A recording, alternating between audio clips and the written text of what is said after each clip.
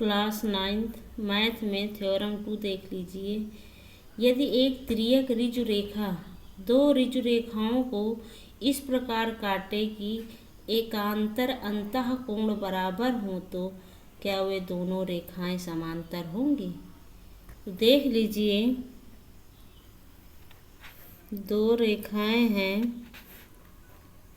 और दो रेखाएं ए बी सी डी और एक तिर्यक रेखा प्रतिच्छेद कर रही है। तिर्यक रेखा ई एफ जी और एच बिंदु पर प्रतिच्छेद कर रही है। तो हमें सिद्ध करना है कि क्या ये दोनों रेखाएं आपस में समांतर होगी। फिर एक बार थ्योरम देख लीजिए। यदि एक तिर्यक रेखा दो ऋजु रेखाओं को इस प्रकार काटे कि इसके एकांतर कोण आपस में क्या हो, बराबर हो। ये बात दिया की कही गई है।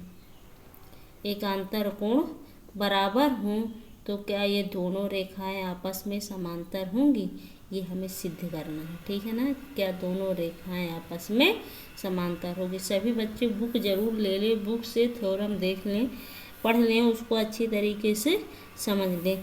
तो इसमें हमें क्या करना है, सिद्ध क्या करना है, सबसे पहले ये देखना है।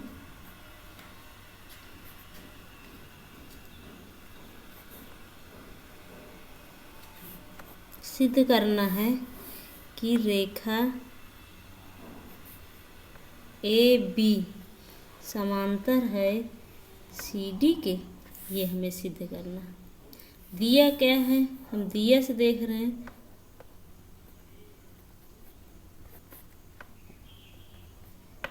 दिया में कहा गया है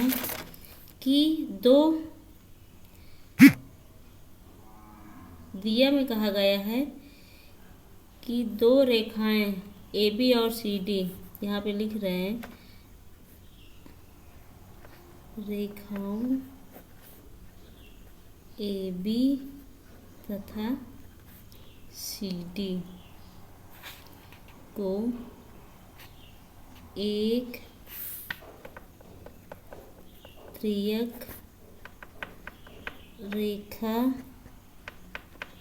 ई एफ क्रमशः जी और एच बिंदु पर इस प्रकार काटती है, इस प्रकार काटती है कि एकांतर अंतः कोण।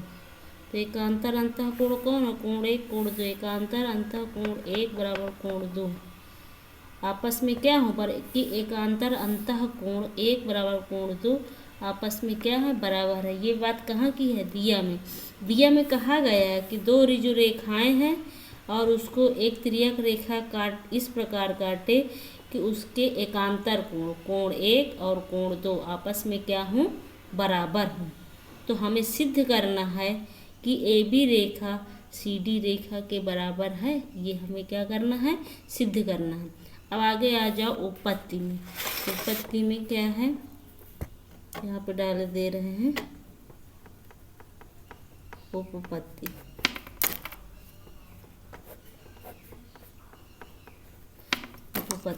उपपत्ति में देख लो कि कोण एक बराबर कोण दो, कोण एक कोण दो बराबर, ये बात कहाँ से आई है, दिया से।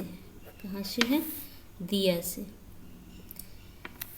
आगे देख लो, इसको हम कोण क्या मान लें, कोण 3। क्या मान लें, कोण 3। ठीक है ना, इसको हम क्या मान लें चित्र में, कोण 3। अब यहाँ पे देख लो कि कोण 1 इक्वल कोण 3, तो कोण 1 इक्वल कोण 3 यदि हम कर रहे हैं तो ये कैसे कोण कहलाते हैं हमारे, पहले भी बता चुके। ये आपके कैसे कोण है, शीर्ष विमुख कोण। कोण 1 इक्वल कोण 3 कैसे कोण कहलाते हैं, ये शीर्षाभिमुख कोण कहलाते हैं। ये क्या कहलाते हैं? शीर्षाभिमुख कोण। यहाँ पे लिख सकते हैं शीर्षाभिमुख कोण। कैसे कोण है ये? शीर्षाभिमुख कोण है, ठीक है ना। ये दिया में कहा गया है कि कोण एक इक्वल कोण दो कहाँ से है? दिया से। और ये कोण कैसे हुए? शीर्षाभिमुख कोण हुए, ठीक है ना। इसको आप मान लो समीकरण 1 और इसको मान लो समीकरण 2। अब यहाँ पर नीचे लिख दे रहे हैं इक्वेशन फर्स्ट एंड सेकंड से। समीकरण फर्स्ट और सेकंड से देख रहे हो कि एंगल 1 ये दोनों इक्वल के इधर है, ये दोनों आपस में क्या है? बराबर है। तो ये भी तो आपस में बराबर होंगे, ठीक है ना। तो यहाँ पे हम कर सकते हैं कि कोण 2 इक्वल कोण 3। इक्वेशन फर्स्ट और सेकंड से कोण 2 कोण 3 के क्या हो गए? आपस में बराबर होंगे, ठीक है ना। अब आप चित्र में देख लो कि कोण 2 और कोण 3, ये रेखा के ऊपर कोण 2 है, ये रेखा के ऊपर कोण 3 है। ये कैसे कोण होंगे? संगत कोण होंगे। कैसे कोण होंगे? संगत कोण होंगे। तो क्योंकि ये भी रेखा के ऊपर है, ये भी रेखा के ऊपर है, ये तो कोण 2 कोण 3 आपस में क्या है? बराबर है। परंतु ये कैसे कोण हुए? संगत है। यहाँ पे लिख सकते हैं परंतु ये संगत कोण, कोण 2 इक्वल कोण 3, परंतु ये संगत कोण है। जब ये संगत कोण हो गए तो नीचे हम लिख सकते हैं रेखा AB इसके समांतर होगी, किसके? CD के, ठीक है ना। परंतु ये संगत कोण है।